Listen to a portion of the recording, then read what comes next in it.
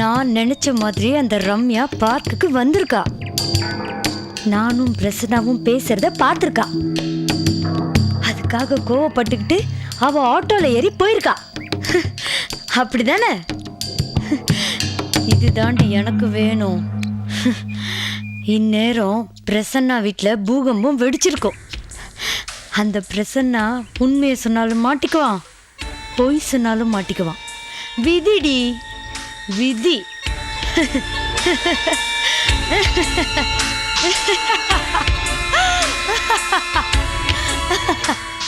மது, வேணாண்டி, இந்த வேலையை இன்னையோட நிறுத்திடு. ஹேய், இன்னும் நான் ஆரம்பிக்கவே இல்லை, அதுக்குள்ள நிறுத்த சொல்ற? பாவுண்டி, அந்த ரம்யா ரொம்ப அப்பாவியா இருக்கா. அது அவளோட தப்பு. அதுக்கு நான் என்ன செய்ய முடியும்? அதான் பிரசன்ன முடியாதுன்னு உன் மூஞ்சில் அடிச்ச மாதிரி சொல்லிட்டாருல. அதுக்கப்புறம் நீ இப்படிலாம் பண்ணிட்டா மட்டும் அவர் உன்னை லவ் பண்ணிடுவார்னு நீ நினைக்கிறியா? இவ்வளோ நாள் நீ என் கூட பழகியும் என் கேரக்டரு இன்னும் புரிஞ்சிக்கலையே. இப்போ நான் செஞ்சுட்டு இருக்கிற ட்ராமாலாம் பிரசன்னா என்ன லவ் பண்ணணுங்கிறதுக்காக இல்லை, அவனை பழி வாங்கிறதுக்காக. புரிஞ்சுதா?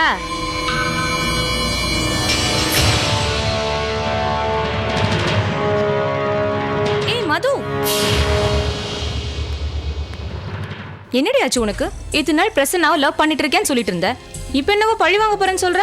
ஆமா, பழி வாங்க தான் போறேன். நான் யாரு, எப்பேற்பட்டவன் உனக்கு தெரியும்ல. எத்தனை பேர் என் பின்னாடி சுத்தி இருப்பாங்க. ஒருத்தனையாவது நான் கேர் பண்ணனா? ஆம்பளைங்கன்னா இப்படிதான் இருக்கணும்னு பிரசன்னாவை பார்த்ததுக்கு அப்புறம் தான் நான் தெரிஞ்சுக்கிட்டேன். அது மட்டும் இல்லடி, அவன் கல்யாணம் ஆனவன் தெரிஞ்சும் நான் அவனுக்கு ஐ லவ் யூ சொன்னேன். என் லவ் ஏத்துக்கலையே. லவ் மட்டுமா சொன்னேன்? நாங்க 2 பேரும் வெளியூர் போயிருந்தப்போ வெக்கத்தை விட்டு. ஆனா அவன் என்ன ஒரு புழுவை பாக்குற மாதிரி பார்த்தாண்டி.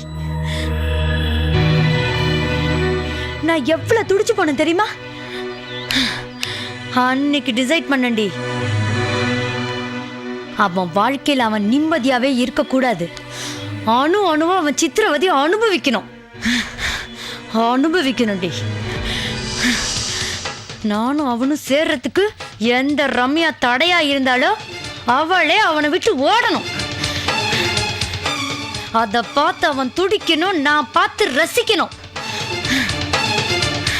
இருந்தாலும் உனக்கு இவ்ளோ பழி வாங்குற என்ன இருக்கக்கூடாது. என்ன விட்டுரு, இனிமே நீ சொல்ற எதையும் என்னால செய்ய முடியாது. செய்யணும்.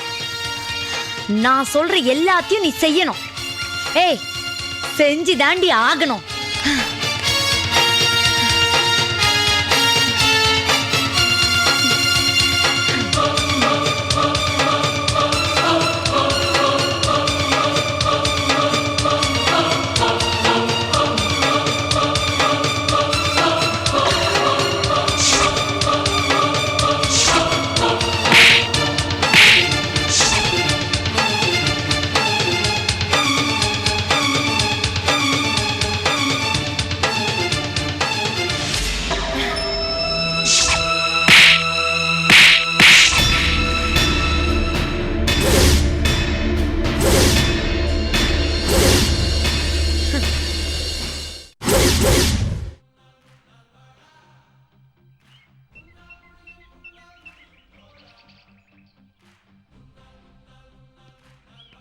பொடி பொடி பொடி பொடி பொடி பொடி பொடி பொடி அட எளிய பொடி.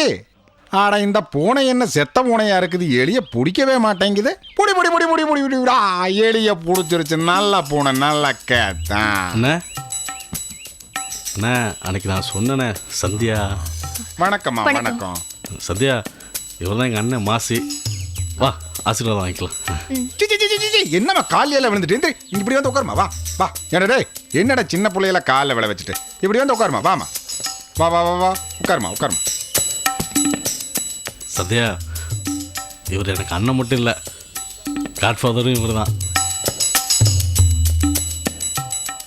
50 லட்ச ரூபா செலவு பண்ணி இவ்வளோ அழகான ரெஸ்டாரண்ட்டை கட்டி கொடுத்தது அண்ணன் தான். டே ஓதும்டா. மற்றவங்ககிட்ட என்னை பற்றி புகழ்றது எனக்கு பிடிக்காதுன்னு உனக்கு தெரியாது. சின்ன பொண்ணுக்கிட்ட போய் உண்மையை தானே சொன்னேன். உண்மையை சொல்கிறது எங்கள் அண்ணன் புகழ்கிற மாதிரி இருக்கும். நம்ம லவ்வுக்கு எங்கள் அப்பா சப்போர்ட் பண்ணாத போது கூட அண்ணன் தான் சப்போர்ட் பண்ணார்.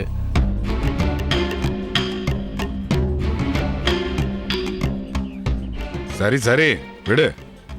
டே குட்டி, நல்ல பொண்ணா தான் நீ செலக்ட் பண்ணியிருக்க.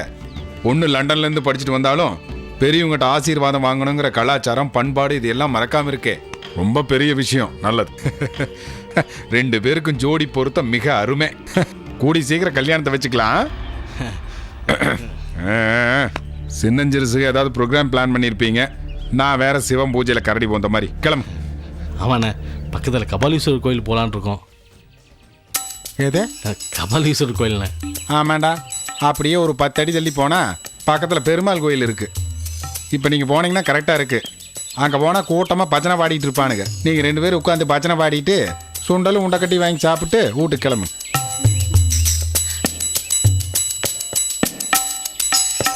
அடையா அடையா. டேய், ப்ளூ மூன் ஹோட்டல் உனக்கு தெரியுமா? ஆமாண்ணே. அங்கே போனால் இப்போ டான்ஸ் ப்ரோக்ராம் இருக்கு. நான் வேணா ஃபோன் பண்ணி சொல்கிறேன். ரொம்ப ஜாலியாக இருக்கும். 2 பேரும் என்ஜாய் பண்ணுங்க, போங்க. சரிங்கண்ணே. அட கிளம்புடா. சரிங்கண்ணே. வரேங்க. நல்லதும்மா, நல்லது.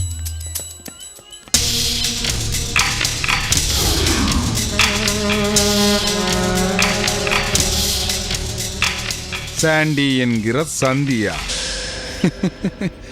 சந்தியா.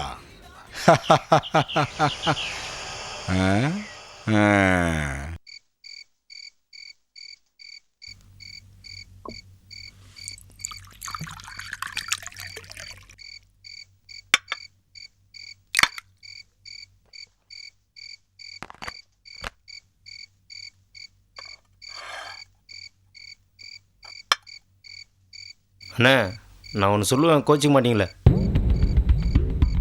முதல்ல சொல்லுடா, அதுக்கப்புறம் நான் கோச்சுக்கிறேன்னா இல்லையான்னு பார்ப்போம். அண்ணே, குட்டி அண்ணனும் சந்தியாவையும் போய் அந்த ஹோட்டலுக்கு அனுப்பிச்சிருக்கீங்களே, அது ஒரு மாதிரியான ஹோட்டலுண்ணே. என்ன சொன்னேன்? அது ஒரு மாதிரியான ஹோட்டலுண்ணே. அதனால தான்டா அவங்கள அங்கே அனுப்பிச்சேன். என்னென்ன சொல்கிறீங்க? எனக்கு புரியவே இல்லை. அட தலையாண்டி, உனக்கு புரிஞ்சுதுன்னு வச்சுக்க, நீ மாசி ஆயிருவேன். நான் சரையனாகி உனக்கு சரக்கு ஊற்றி கொடுக்க வேண்டியதுதான். மணி எத்தனைடா? 11:10. கரெக்டான நேரம் தான். அந்த செல்லர்ரா.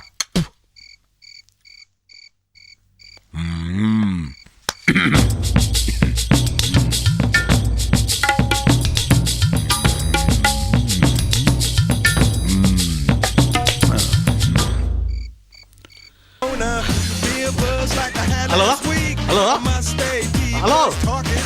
அட குட்டி, அண்ணே சொல்லுங்கண்ணே. இன்னும் ஹோட்டல்ல தான் இருக்கிறியா? ஆமாண்ணே, ஹோட்டலில் தான் இருக்கிறேன். ரொம்ப ஜாலியாக இருக்கோம்ண்ணே. கேக்குது கேக்குது, சத்த காதை பொழக்குது. அண்ணா இல்லைண்ணே, சந்தியா தான் வீட்டுக்கு போகணும்னு சொல்லிட்டு இருக்கிறான்.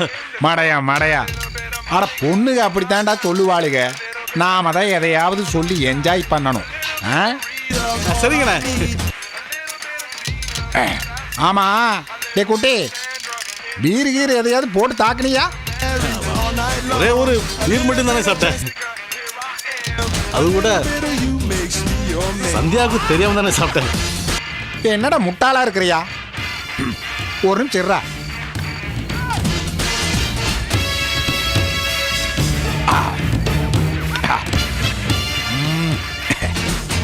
அடே குட்டி, நாம ஒரேடியா நல்லவன் காமிச்சிட்டா கல்யாணத்துக்கு அப்புறம் பிரச்சனை வரும்டா. அவ கூட பழக பழக அப்படியே நம்ம வீக்னஸையும் சொல்லிட்டோன்னு வச்சுக்க, கல்யாணத்துக்கு அப்புறம் கொஞ்சம் ஈஸியா இருக்கு. புரியுதா? சரிங்கண்ணே.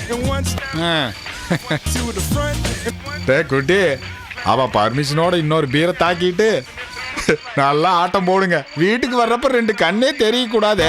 சரிங்கண்ணே. சரி சரிங்கண்ணே. வச்சுருந்தேன், அப்புறம் பேசிட்டுமாண்ணே. ஒரே சவுண்டா இருக்கு.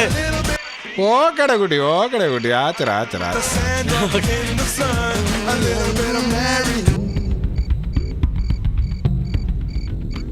சடையா, சரக்கு ஊத்துறா.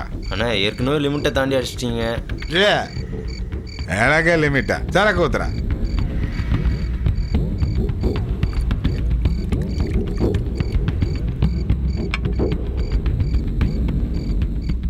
ஏய் சடையா, அண்ணே இப்ப போட்டிருக்கிறனே இந்த போனு, இதுதான் முக்கியமான போனு. ம்?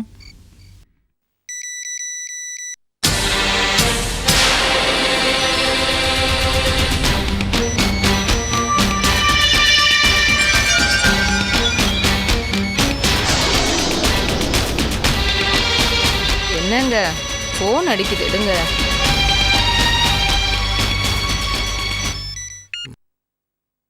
ஹலோ, கமிஷனர் ஐயாங்களா? ஆமா, நீங்க யாரு? ஒரு நிமிஷம்.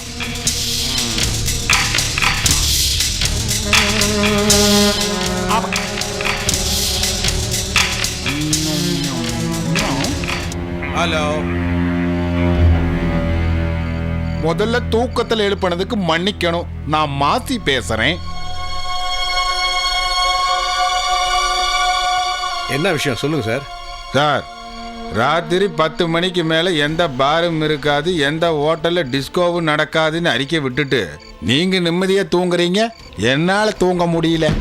என்ன சொல்றீங்க நீங்க? இப்ப மணி எத்தனை சார்? 11:15. இங்கேயும் 11:15 தான் ஆகுது. இந்த ப்ளூ மூன் ஹோட்டல் இருக்குல்ல, அங்க ஆம்பளையும் பொம்பளையும் தண்ணி போட்டுக்கிட்டு ஆட்டம் சும்மா வெளுத்து கட்டுறாங்க. ஆமா, யாரு கூட யார் வந்ததுன்னு தெரியாமையே ஆட்டம் போட்டுட்டு இருக்காங்க. சார், இந்த நேரத்தில் உங்களுக்கு தூக்கம் கெட்டா உடம்புக்கு ஆகாது. யாரையாவது ரைடுக்கு அனுப்பிச்சிட்டு நீங்க படுத்து தூங்க. கண்டிப்பா ஆக்ஷன் எடுக்கிறேன். சரியான இன்ஸ்ட்ரக்ஷன்ஸ் கொடுத்துட்றேன். நல்லது நல்லது. ஓகே சார், நீங்க படுத்து தூங்க. Okay, thank you. Good night. Good night. Okay, good night. Okay, pleasant of mind. ஏண்ணே குட்டி அண்ணன் நீங்கள் தான் ஜோடி அமிச்சிங்க, இப்போ நீங்களே கமிஷனர் கிட்ட போட்டு கொடுத்துட்டீங்க. இதுவும் புரியலையா? ஒன்றும் புரியலண்ணே. புரியக்கூடாதுரா. ஏ சடையா, உனக்கு ஊற்றி கொடுக்கறத வேலை, அதை ஒழுங்கா செய். பாடவா.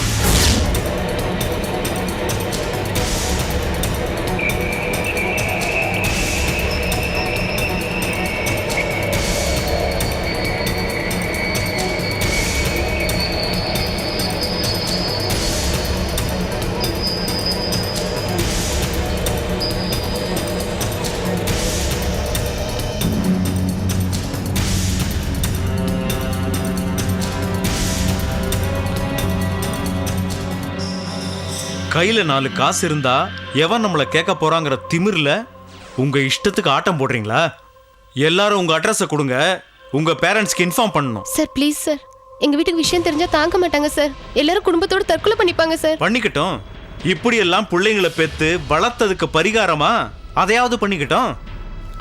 சார், நான் இன்ஸ்பெக்டர் ராஜேந்திரனோட பையன் சார். யோ, நீயே இப்படி பண்ணலாமாயா? யார் உன் கூட வந்தது? இவதான் சார். போ, கூட்டிட்டு போய் தொலை. ரொம்ப போ. Thanks sir. Thanks sir. வா. கான்ஸ்டபிள், அந்த எம்எல்ஏ பொண்ணையும் அவன் கூட வந்தவனையும் அனுப்பிச்சு வைய. மேடம் இப்ப வருவாங்க, நாக்க புடிங்கிற மாதிரி கேள்வி கேட்பாங்க. அப்ப தெரியும் உங்களுக்கு எல்லாம் தலை எழுத்து. குடிச்சிட்டு ஆம்பளை பொம்பளை வித்தியாசம் இல்லாம கும்மாளம் போடுறீங்க.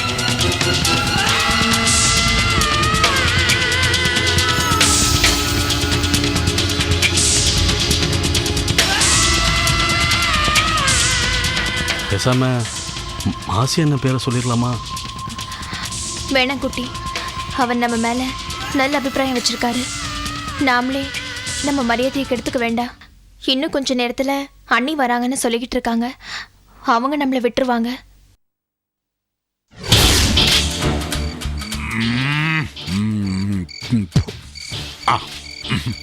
ரேகா ஐபிஎஸ்ஸின் நாத்தனாரும் ஈஸ்வர் ஐஏஎஸ்ஸின் தங்கையுமான செல்வி சந்தியா நள்ளிரவில் ஒரு ஓட்டலில் குடித்துவிட்டு கும்பாளம்.